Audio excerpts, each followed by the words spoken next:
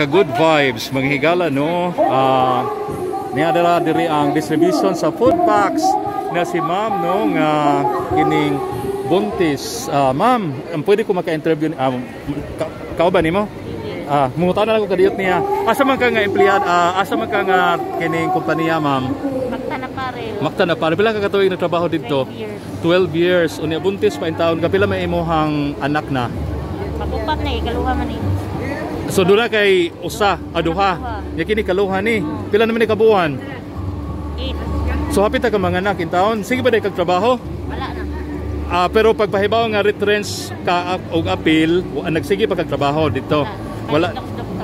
Okay. So pero muna after ani kay nabala ba kay anak, asa man ka panginabuhian in taon, ma'am? After probinsya, ma'am. Negosyo gamay. Narak ang imong bana na trabaho. Usa bay trabaho sa imong bana? Driver sa rewarding. Sa asa man na diri sa Dirira. Lapu-lapu niya. Ikaw asa magmuli mo probinsya. So og imong bana mauli ikaw na lay mauli imong asawa bana diri trabaho. Asa man ka nga probinsya? Sa Leyte. Leyte, asa dapit sa Leyte? Masin. Masin, sumuli ka dito. Layo na kasi imong bana. Ato ka mga anak. Kare ko mga anak kay siis man eh. Oni adayon dito na lang ka mo puyo kay sa probinsya magnegosyo ka dito. Say nga nimo, ma'am. Jemeline M. Palmeras. Jemeline M. Palmeras. M. Palmera, taga Masin, Southern Leyte. Pila may nadawat nimong hinabang? 4K. 4K o niya kining pod packs. Okay, pero na kay nadawat nga separation pay. Pila man?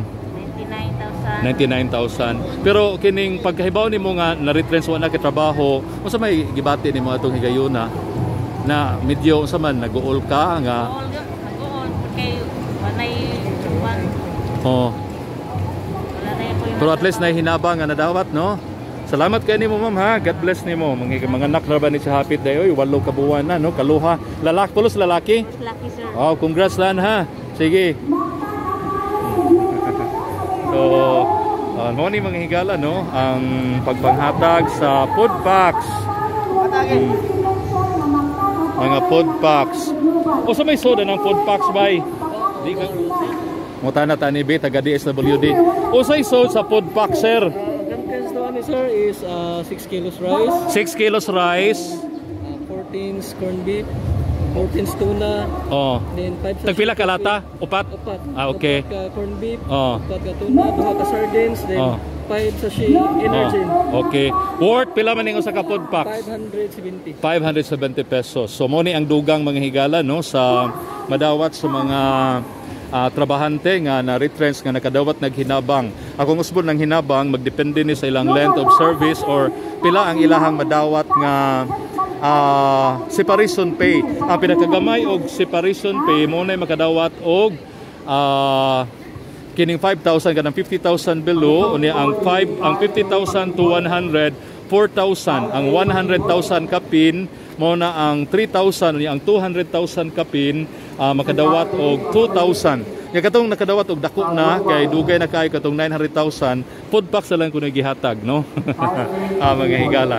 So mo ni, no, pas ra ang ilahang distribution, no. So salamat kay sa mga empleyado sa Department of Social Welfare and Development og ingon man sa City Social Welfare Services nga maoy ni assessed mga higala. So mo ni ang sitwasyon resort sa Hops Dome sa Dakbayan sa Lapu-Lapu. Daghan kay mga lamisa o mga personnel sa DSWD nga ni-assist sa mga retrench workers. Munang medyo pas ra ang ilahang distribution process. So nanuka diri sa Hops Dome mayong buntag kanatong tanan.